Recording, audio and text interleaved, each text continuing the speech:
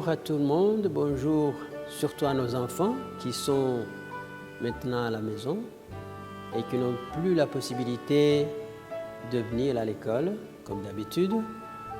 Et salutations aussi aux parents et à tous nos auditeurs qui se trouvent à la maison ou ailleurs. Nous avons la joie, comme une école privée, l'école Agasalo International Academy, de vous présenter ici un programme d'enseignement à distance. En fait, nous avons vu qu'il y a un problème de pandémie de coronavirus dans notre pays et que nous voulons en même temps pallier à la carence, si vous voulez, des cours qui étaient normalement dispensés à nos élèves. Nous avons pensé qu'il faudrait mettre sur pied un programme d'enseignement à distance par le biais de supports audiovisuels et nous commençons par un chapitre ou bien par un domaine qui nous est vraiment cher, c'est-à-dire bien communiquer en français courant.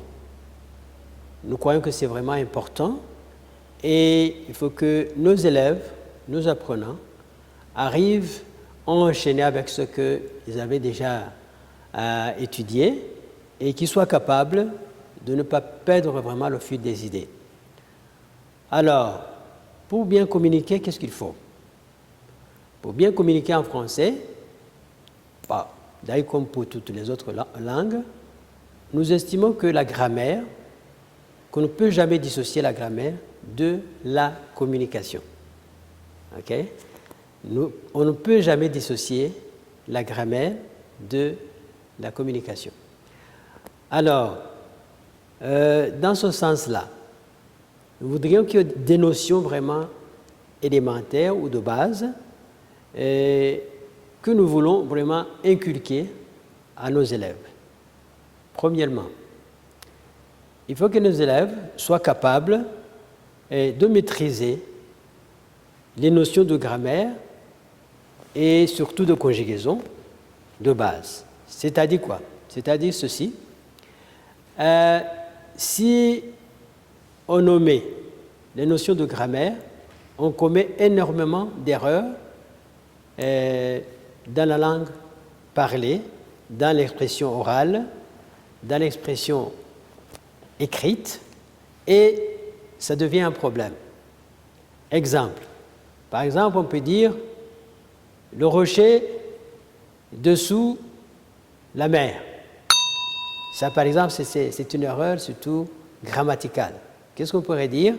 On pourrait dire le rocher est au-dessus de la mer. Ça, on comprend. On pourrait dire aussi le trésor caché sous cocotier. Bon, ça par exemple, c'est une erreur surtout grammaticale.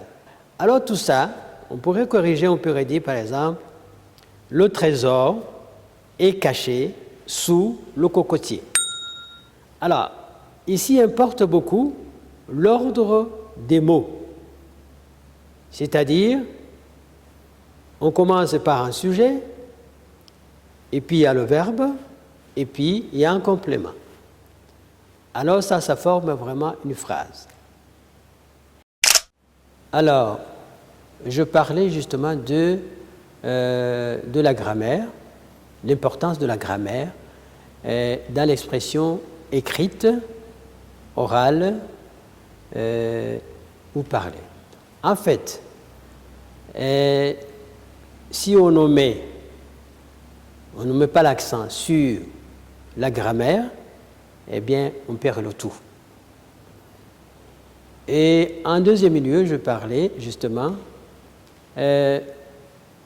d'autres formes, d'autres atouts qu'on doit inculquer à nos élèves, à savoir la lecture, qui peut être guidée, qui peut être soutenue par plusieurs supports, par des livres ou même par des textes lus en classe, où ce n'est pas en classe, lu en tout cas à la maison, et à haute voix.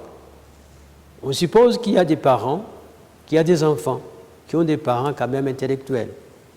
D'autres peut-être ont des frères et sœurs qui peuvent les appuyer dans ce sens-là.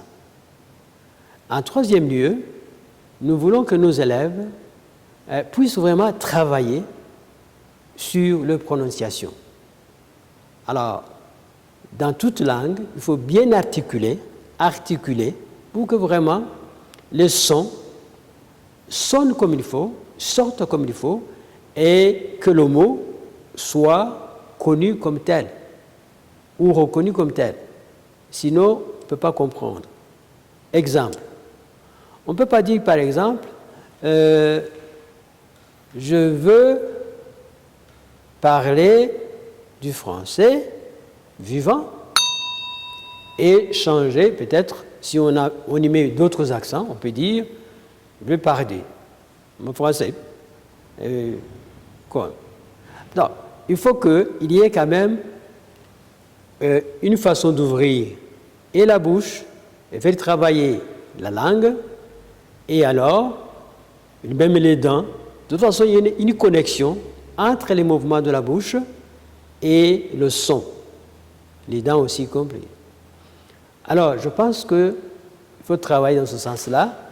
Et ici, dans le studio, nous allons faire un effort de mettre l'accent sur la prononciation des mots, des phrases ou même des expressions. Et on va se faire aider par la lecture des textes et en même temps essayer de souligner peut-être l'une ou l'autre difficulté dans l'articulation ou l'élocution. En dernier lieu, nous voulons que nos élèves soient capables d'écouter et de savoir écouter les gens parler, les adultes surtout, et en même temps essayer de mettre l'accent sur son propre parler, améliorer son propre langage et surtout n'avoir pas peur de s'exprimer, même tant bien que mal, mais de toutes les façons, on ne peut pas connaître la langue sans la pratiquer. Nous pensons que dans toutes ces étapes, ou dans tout ce chemin que je viens de vous annoncer, il y aura toujours des exercices qui peuvent aider à, disons, à élaborer chez soi ce qu'on aura déjà transmis ici et pour s'évaluer, s'auto-évaluer sur ce qu'on a appris. C'est ce que vraiment nous voulons atteindre et c'est ce que nous voulons communiquer à nos étudiants, à nos apprenants et à leurs parents. Merci.